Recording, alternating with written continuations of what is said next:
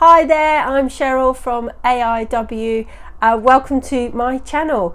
In today's video, I want to share with you a journey that I have just started out on, and it's actually my journey towards an autism diagnosis for myself as a 40-year-old adult. So I'm going to share with you in this video why I thought I should seek a diagnosis and what that actually involves.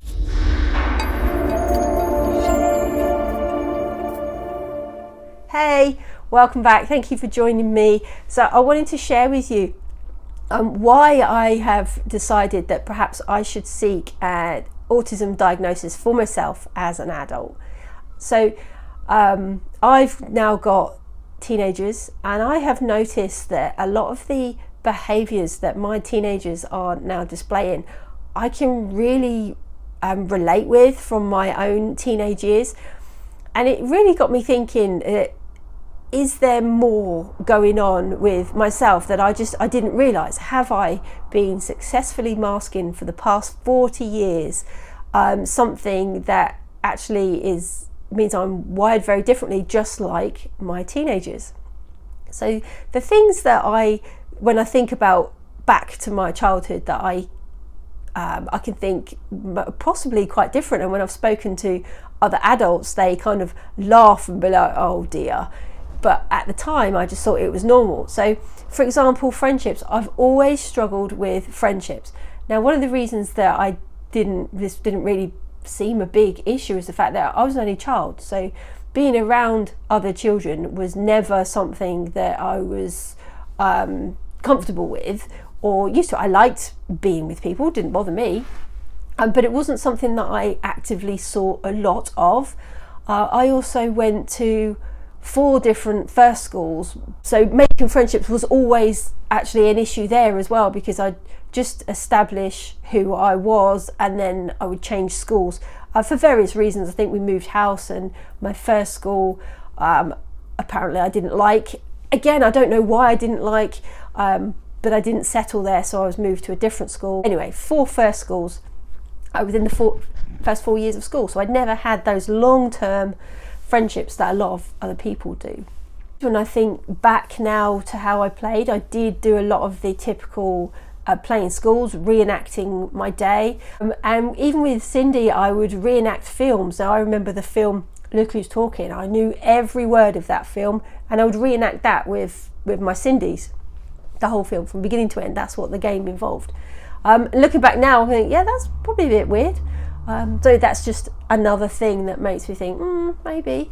And certainly I've noticed whenever I was in employment as I got older, you'd have that question at the interview is, what are your negatives, or something like that. And I'd always say, do you know what, I can accidentally upset people. I don't mean to, but I really, if I'm doing something that's not appropriate, I need somebody to say, stop, you've overstepped the mark. So I didn't intentionally, and I know I don't intentionally mean to upset people, but I can.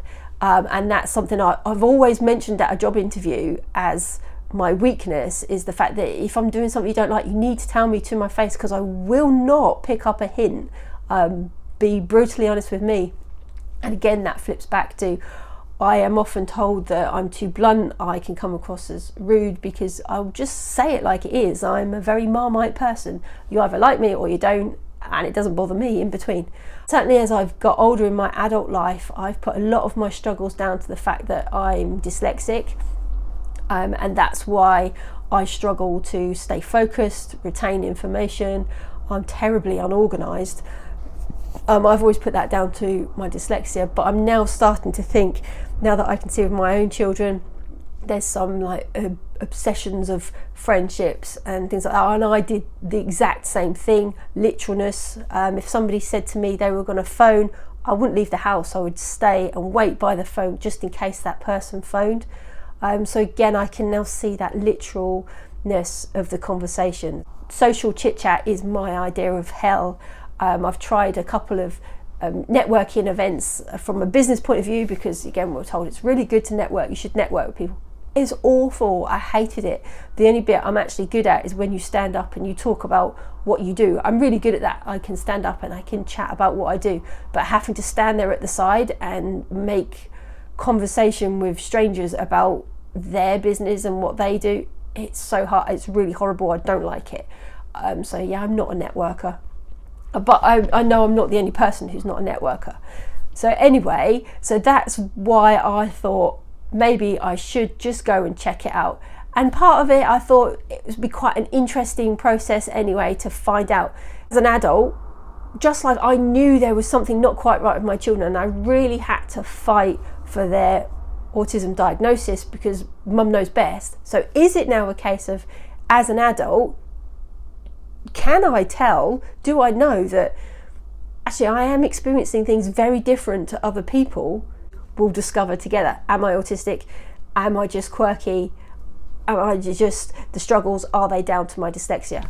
Who knows? We're going to go through this journey together.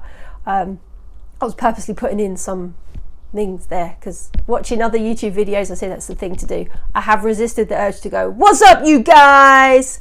Because yeah, I'm not ready to do that. But I have realised that it is quite important to use those hand gestures, so I do try and throw a few in every now and again. Anyhow, I have digressed. I can't even remember where I was going. Oh, that's right. So how did I get started on this? Do you know what? Shockingly, it was a lot easier than trying to get a diagnosis for the children. I literally went to the GP. I said, hey, I've got 3 children who are autistic, and I'm noticing now that some of the behaviours that they are displaying, I too I behaved in that way as a teenager myself. I mentioned the fact that I often miss things in emails, and that was it. Within seconds, the GP was typing on his computer and said, okay, that's fine. We will send you for an autism assessment. That's it. There was no months of waiting, no lots of paperwork, and that in itself was pretty shocking, to be honest. I wasn't expecting that. So yeah, who knows? We'll find out in another video what happens next, because I don't know. I've not been down this journey before, so we're definitely doing this journey together. So thank you for watching, and I'll see you in the next video of this journey when we'll find out what happens. All right, take care, have a great day. Bye.